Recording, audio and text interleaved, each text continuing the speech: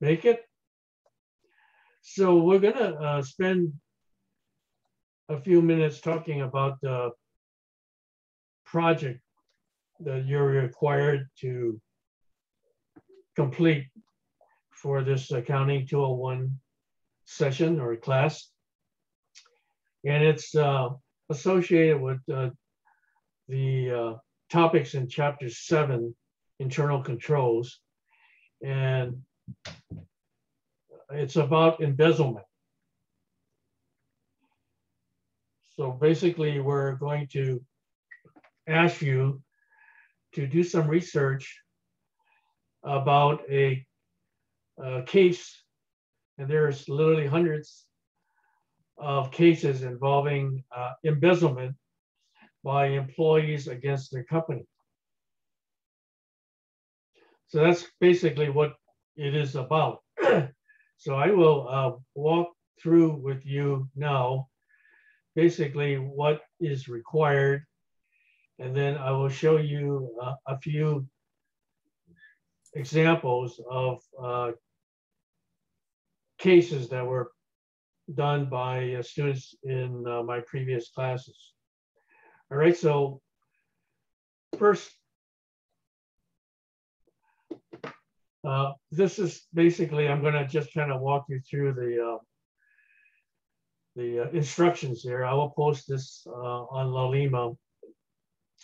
But this is Accounting 201 embezzlement project information. And the first thing I want to just highlight is that this can be done individually by you, or you can hook up with another student and do it as a team. So if you want to do it by yourself, no problem. If you want to work with another student in your class, that's okay also. It will be up to you to reach out to your fellow classmates if anybody's interested in collaborating on the project together. Some students like it, some students rather do it on their own. Okay, so that's the first thing. So we're talking about you selecting a small or local business or nonprofit entity that incurred financial loss from an employee theft, or what we refer to as embezzlement. So you know that in chapter 7, which is discussing internal controls in a company, one of the reasons why you have to have controls is to minimize fraud in the company. And mainly, we're talking about stealing of company assets, whether it's cash or inventory or other assets, by the employee from the company. And what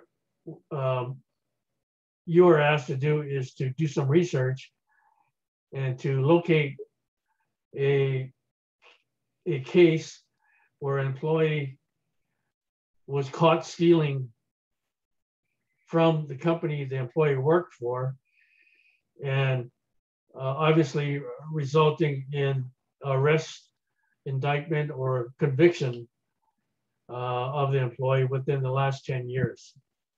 So every day there's cases that are in the news about employees being caught stealing from their employer. So your research is not restricted to cases in Hawaii. It can be cases anywhere in the world, in the US or in any country. So if you're from, let's say you're from Korea, and your interests can be looking into embezzlement cases in Korea. Okay, so that's kind of the gist of what this is all about. So here are some suggested steps on how you should go about working on this project. First thing you're going to have to do is do an internet search and locate articles of embezzlements that you might be interested in, that occurred within the last 10 years. So if you just go into the Google or to Yahoo and do a search on embezzlement cases, you probably come up with a lot of different articles that you can pick from. Okay, one thing I got to clarify to make sure that you understand, this is not about a company defrauding its customers. That's company fraud. So we're not asking you to look up a company that cheated on its customers. What we're asking you to do is look up a company where the employee stole from the company or embezzled from the company. That is called employee fraud as opposed to company fraud. So if you do a project on company fraud, you won't get any credit for it. For example, company fraud might be, as just showing up here, ABC company collected money from a customer without delivering its product, does not qualify as a embezzlement by the employee against the company. This is basically a company cheating on its customers. Okay, so that's very important you make that distinction. All right, so going down the list here, make sure when you are doing your research that there is sufficient detail in the article on how the company committed the fraud and what happened to the victim or the company. This is very important. You can't just look up an article and say, oh, I think this is interesting. And then you find out that there's not enough information in the article to do the report. Okay, so that's something you're responsible for. Now, selection is on a first available basis. So some of you will end up submitting to me a case that another person or another team submitted. So the first one who submitted the case will get authorization to do the case. So it's important that you start your research right away to find a case that you're interested in doing and email me that case or that embezzlement case so that it can give you approval to go ahead. If that case is already submitted by another person or team, then I will ask you to find another case. So therefore, it's wise to have a few backup cases. Okay? Okay, so when you're finished with your selection, then you need to do the research and write it up and then put together a 10 or 15-minute video on Zoom or YouTube as to who, what, when, where, why, how about the case. Be specific about how the employee was able to cover up his or her acts. So you need to do the report on PowerPoint, and I'll show you some samples of PowerPoint from previous classes, and then narrate it on a YouTube or Zoom video. This is very easy to do. It's just like what I'm doing now. Once you complete your narration, You don't even have to be on the camera. You just show me your PowerPoint slides and you talk to it. All right, so that's part of the requirement. So basically, if you go back to chapter 7, we're talking about internal controls, establishment of responsibility, segregation of duties, documentation procedures, physical controls, independent internal verification, human resource controls. These are the things that you need to address in your report when you look at how the embezzlement happened. Why did it happen? What controls were lacking? What could they have done to prevent the embezzlement regarding the controls that should have been in place? So you need to go back to your chapter 7 material and just kind of refresh your memory. So again, in your report, suggest specific and feasible steps that the company could have taken to prevent similar employee embezzlement in the future. Now, the project itself is worth 50 points to your grade. Easy 50 points. And if you're doing it with another student, it means that each student will still get 50 points. If you're doing it by yourself, you'll get 50 points. Okay. So here's the timeline. I'm going to give you 2 weeks until November 5 to send me your company for approval. And then you have 1 month until December 4 to complete the report and the YouTube video and email the link to me so that I can review and grade it. And then at the same time, post your video link on Laulima under the project folder that I just created in the resources tab. So basically, you have 2 dates. From now to November 5 to do your research, select the company you want to do the research on, and email me your company with a little background information for pre-approval. And then you have until the 4th of December to complete your report and post it on Laulima. So that basically is it in a nutshell. Does anybody have any questions or comments about what is required?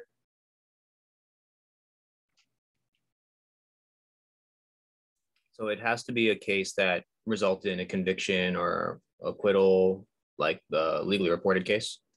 Yes, it has to be the case that you're going to look up. Will obviously have been in the press, in the paper, right? The paper won't report on something that doesn't result in a conviction. Yeah. Right.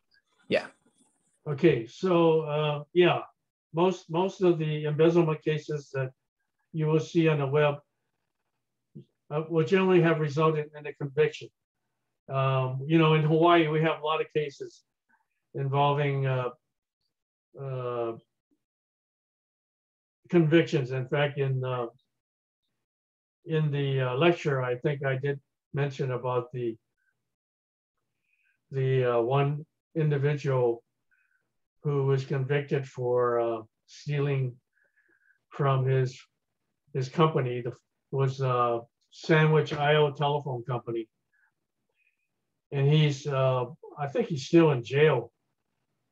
He got sentenced to 4 or 5 years in prison for stealing, you know, millions of dollars.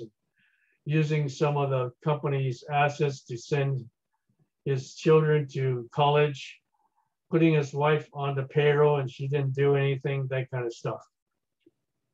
Any other questions?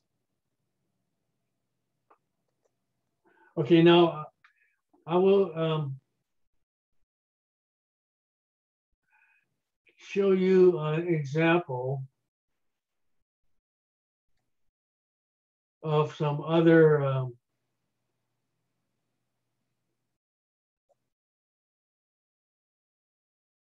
cases that were presented in the past.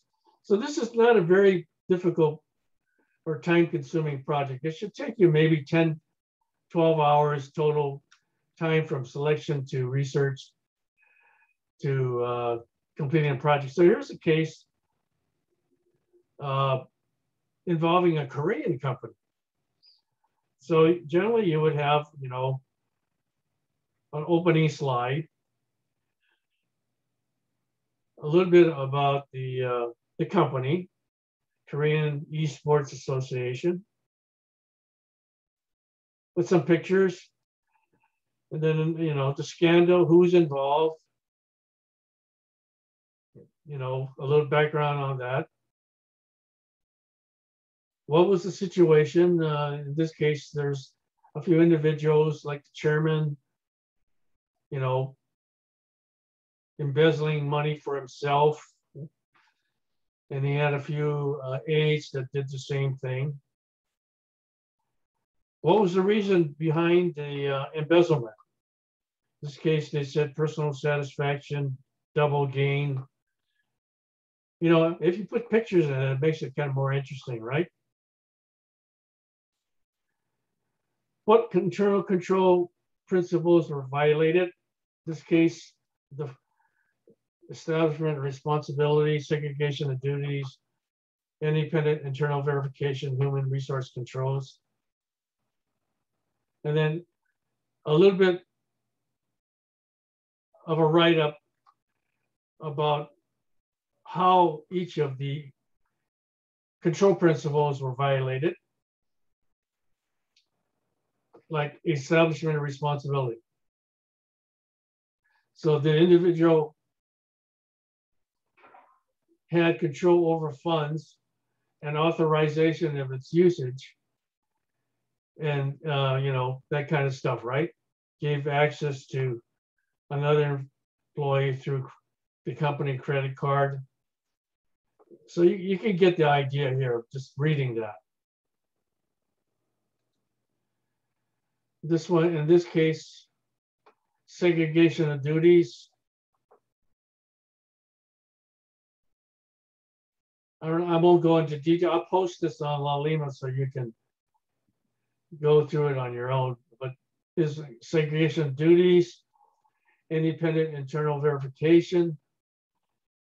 What was specifically not done that violated independent internal verification, and then a discussion on human resource controls.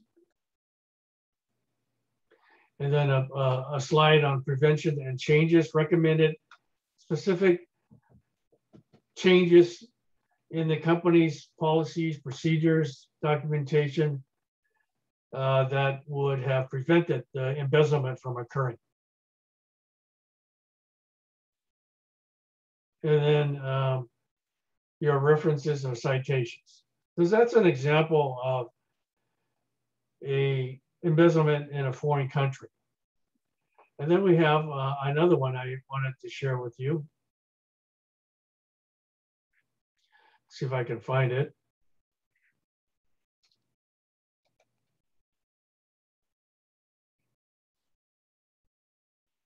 So here's another one.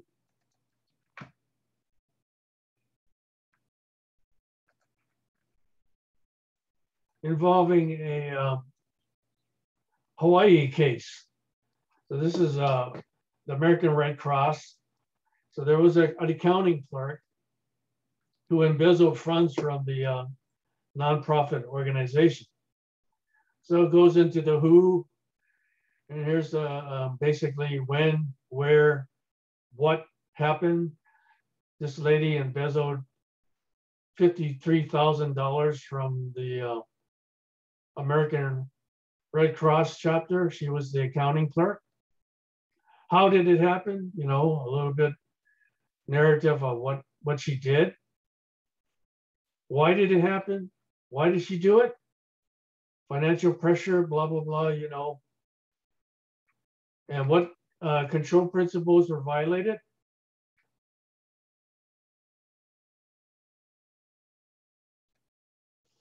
And then this brief discussion on how they were violated.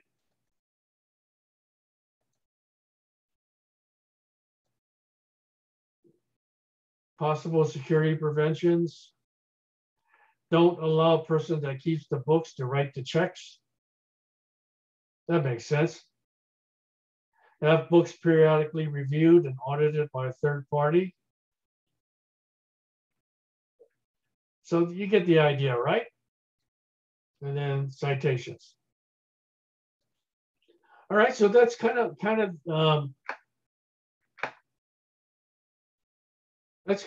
what this project is all about. It's not designed to take a lot of your time, but it's just to give you an opportunity to look at real situations that have occurred in the past